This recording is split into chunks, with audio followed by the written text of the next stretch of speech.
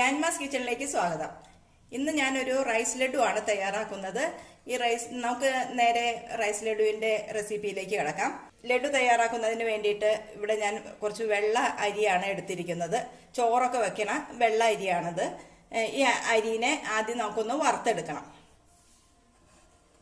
വറുത്തെടുക്കാൻ വേണ്ടിയിട്ട് ഞാനിത് പാനിലേക്ക് ഇടുകയാണ്.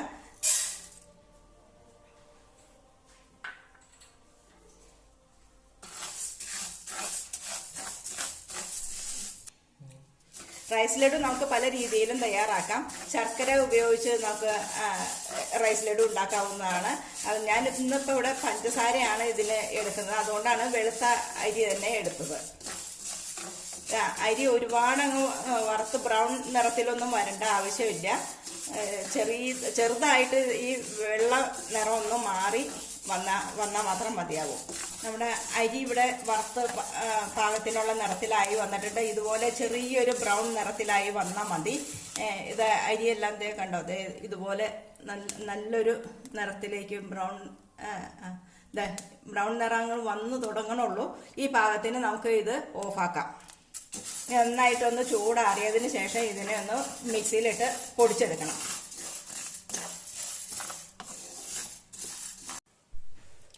അരി നന്നായി ചൂടാറിയതിന് ശേഷം വറുത്ത് അത് പൊടിച്ച് എടുത്തിട്ടുണ്ട്. മിക്സിയിലിട്ട് ഒന്ന് പൊടിച്ചെടുത്തിട്ടുണ്ട്.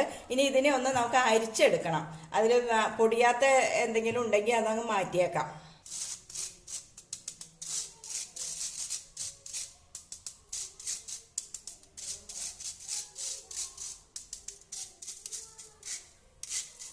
ഇത്രയും പൊടിയാത്ത വലിയ തരികളായിട്ടുള്ളതുണ്ട്. അതിനെ നമുക്ക് മാറ്റി വയ്ക്കാം. ഇനി ഇതിലേക്ക് വേണ്ട മറ്റ് സാധനങ്ങൾ എന്തൊക്കെയാണെന്ന് ഞാൻ പറയാം. ഇത് കപ്പലണ്ടി വറുത്ത് പൊടിച്ചു വച്ചിരിക്കുന്നതാണ്. കപ്പലണ്ടി നന്നായിട്ട് വറുത്ത് അതിൻ്റെ തൊണ്ടൊക്കെ കളഞ്ഞിട്ട് പൊടിച്ചു വച്ചിട്ടുണ്ട്. ഇത് ഒരു പാത്രം കപ്പലണ്ടി പൊടിയുണ്ട്. അരി എടുത്ത അതേ പാത്രത്തിൽ തന്നെ ഒരു പാത്രം കപ്പലണ്ടി പൊടിയാണ് ഞാനിവിടെ എടുത്തിരിക്കുന്നത്. ഇത് ഇതിൻ്റെ കൂടെ ഇട്ട് കൊടുക്കാം.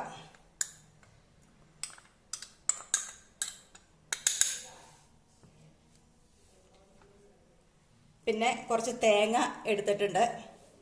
ഈ തേങ്ങ ചിരണ്ടി എടുത്തിട്ട് അതിൻ്റെ വെള്ളം ജസ്റ്റ് ഒന്ന് വലിയാൻ വേണ്ടിയിട്ട് ഫ്രൈ പാനിലിട്ടൊന്ന് പതുക്കെ ഒന്ന് ഇളക്കി എടുത്തിട്ടുള്ളൂ. തേങ്ങയുടെ നിറമൊന്നും മാറേണ്ട ആവശ്യമില്ല. നല്ല വെള്ളമുള്ള രീതിയിൽ ഉണങ്ങിയ പോലത്തെ തേങ്ങയാണെങ്കിൽ അങ്ങനെ ചെയ്യേണ്ട ആവശ്യമില്ല.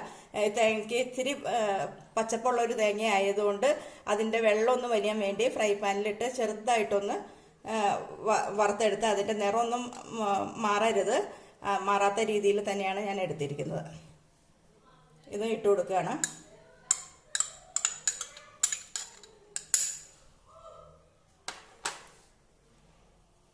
പിന്നെ ഇത് പഞ്ചസാര പൊടിച്ചെടുത്തിരിക്കുന്നതാണ്. അരിയും ഇതൊക്കെ എടുത്ത അതേ ആ പാത്രത്തിൽ തന്നെ 1.5 പാത്രം പഞ്ചസാര പൊടിച്ചതാണത്. ഇത് 1.5 പാത്രം പഞ്ചസാര എടുത്തതിൻ്റെ കാര്യം എന്നാന്ന് വെച്ച് കഴിഞ്ഞാൽ അരിയുണ്ട്, കപ്പലണ്ടി പൊടിയുണ്ട്, തേങ്ങയുണ്ട്. ഇതൊക്കെ ഒരേ പാത്രം തന്നെ അളവിലുള്ളതാണ്. അപ്പം മധുരം നല്ലതുപോലെ ഉണ്ടാവണം എന്നുണ്ടെങ്കിൽ എത്രയെങ്കിലും പഞ്ചസാര ഇട്ടാലാണ് മധുരം നന്നായിട്ട് കിട്ടുള്ളൂ. അതുകൊണ്ട് അത്രയും പഞ്ചസാര ഞാൻ പൊടിച്ച് വെച്ചിട്ടുണ്ട്. മധുരം കുറയ്ക്കണം എന്നുള്ളവർക്ക് പഞ്ചസാരയുടെ അളവൊക്കെ കുറച്ച് എടുക്കാം. ഇത് ഇട്ട് കൊടുക്കുക.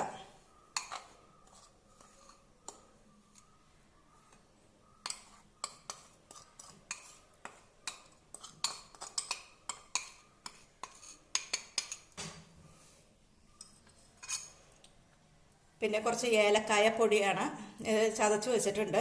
ഈ ഏലക്കായ പഞ്ചസാര പൊടിക്കുമ്പോൾ അതിൻ്റെ കൂടെ ഇട്ട് വേണമെങ്കിൽ പൊടിച്ചെടുക്കാവുന്നതാണ്.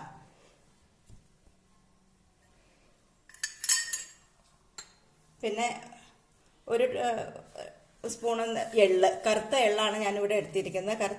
വെളുത്ത എള്ള് കിട്ടുകയാണെങ്കിൽ അതിട്ടാൽ എല്ലാം വെളുത്ത തന്നെ ഇരുന്നോളും. ഇതിപ്പോൾ എൻ്റെ അടുത്ത് വെളുത്ത എള്ള് ഇല്ല. അതുകൊണ്ട് ഞാൻ കറുത്ത എള്ളാണ് ഒരു ടീസ്പൂൺ കറുത്ത എള്ള് എടുത്തിട്ടുണ്ട്. പിന്നെ വേണ്ടത് നെയ്യാണ്.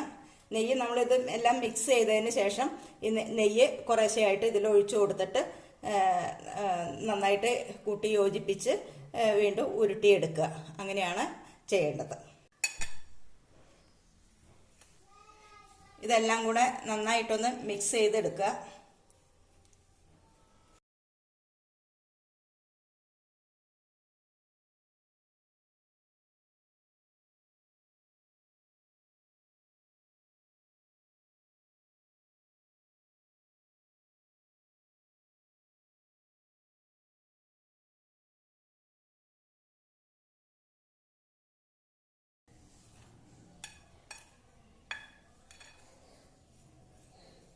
ഇനി ഇതിലേക്ക് കുറച്ച് നെയ്യും കൂടെ ഒഴിച്ചു കൊടുക്കാം.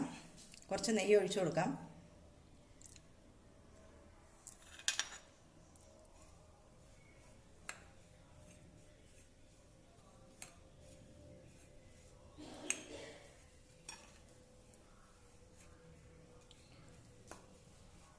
അരിയും കപ്പലണ്ടിപ്പൊടി ഇതൊക്കെ എടുത്ത അതേ പാത്രത്തിൽ തന്നെ ഒരു അരപ്പാത്രം നെയ്യാണ് ഞാൻ എടുത്തിരിക്കുന്നത്. നെയ്യ് കുറച്ചുകൂടെ കൂടുതൽ വേണമെന്ന് ഉണ്ടെങ്കിൽ കൂടുതൽ ഉപയോഗിക്കാവുന്നതാണ്. ഇത്രയും വെച്ചിട്ട് ആണ് ഞാനിപ്പോൾ ഇവിടെ മിക്സ് ചെയ്യണത്.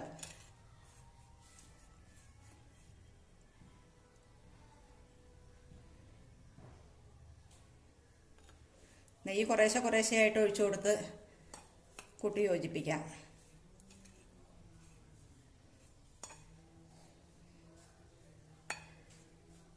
നല്ല സോഫ്റ്റ് ആയിട്ടുള്ള റൈസ് ലഡു ആയിരിക്കും നമുക്ക് ഉണ്ടാക്കി കിട്ടണത്.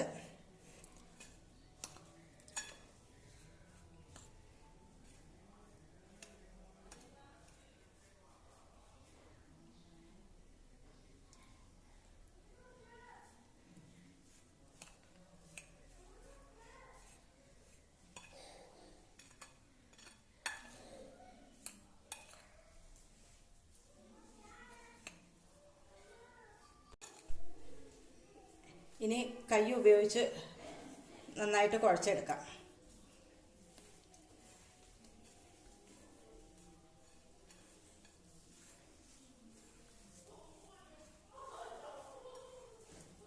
കയ്യിൽ ഈർപ്പമൊന്നും ഇല്ലാതെ, കൈ ഉപയോഗിച്ച് കുഴയ്ക്കുമ്പോൾ ഈർപ്പമൊന്നും ഇല്ലാതിരിക്കാൻ ശ്രദ്ധിക്കുക. കുറച്ച് കൂടുതൽ ദിവസം നമുക്ക് ഈ റൈസ് ലഡുവിനെ സൂക്ഷിച്ച് വെക്കാൻ പറ്റും.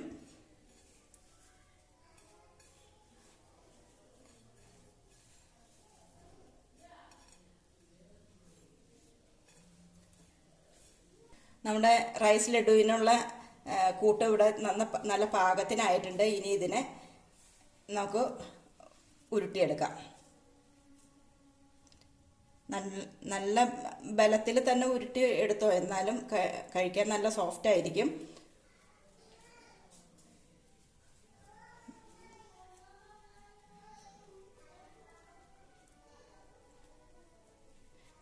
ഈ റൈസ് ലഡു ഉണ്ടാക്കാനായിട്ട് അധികം സമയമൊന്നും വേണ്ടി വരില്ല. ദാ ഇതിൽ കറുത്ത എള്ള ആയതുകൊണ്ട് ഓരോ കറുത്ത നിറത്തിലൊക്കെ ഓരോന്ന് ഇതിങ്ങനെ കിടക്കുമ്പോൾ കാണാനൊരു ഭംഗിയൊക്കെ ഉണ്ട്. വെളുത്ത എള്ള ഇടുകയാണെങ്കിൽ എല്ലാം നല്ല വെളുത്ത ഒരേ നിറത്തിൽ തന്നെ കിട്ടുകയുള്ളൂ. ഇവിടെ റെഡിയായി കഴിഞ്ഞിട്ടുണ്ട്. ഇതിപ്പോൾ ലാസ്റ്റ് റൈസ് ലഡു ആണ് ഞാനിപ്പോൾ അതേ ഉരുട്ടുന്നത്.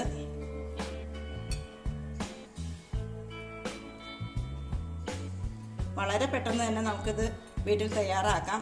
ഇതുപോലെ നിങ്ങളൊക്കെ ഒന്ന് ട്രൈ ചെയ്ത് നോക്കണം. നല്ല സ്വാദുള്ളത്, നല്ല നെയ്യുടെയൊക്കെ നല്ല ടേസ്റ്റ്, കപ്പലണ്ടിയുടെ ടേസ്റ്റ് ഉണ്ട്. അത് നിങ്ങൾ ഇതുപോലെ ഒന്ന് റൈസ് ലഡു ഈ രീതിയിലൊന്ന് തയ്യാറാക്കി നോക്കുക. നമ്മുടെ റൈസ് ലഡുവിൽ നമുക്ക് ഓരോ കാഷ്യൂ വെച്ചൊന്ന് ഡെക്കറേറ്റ് ചെയ്യാം.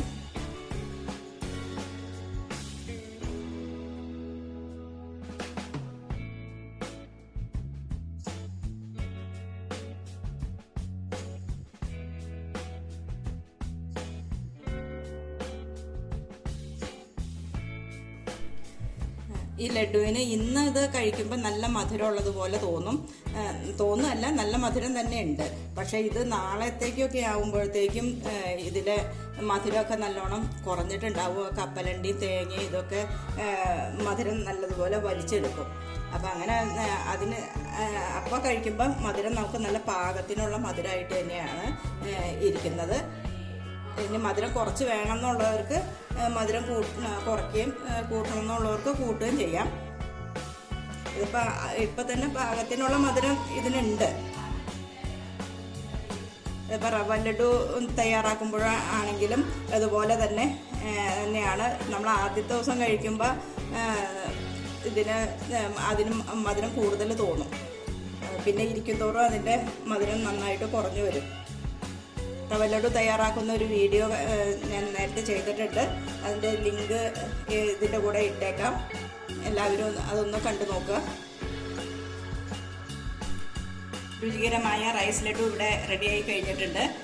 വീഡിയോ നിങ്ങൾക്ക് ഇഷ്ടപ്പെട്ടെങ്കിൽ ലൈക്ക് ചെയ്യുകയും വീഡിയോ ഒന്ന് ഷെയർ ചെയ്യുകയും ചെയ്യുക. അതോടൊപ്പം തന്നെ ചാനൽ ഒന്ന് സബ്സ്ക്രൈബ് ചെയ്യുകയും ചെയ്യുക. മറ്റൊരു വീഡിയോയുമായി നമുക്ക് വീണ്ടും കാണാം.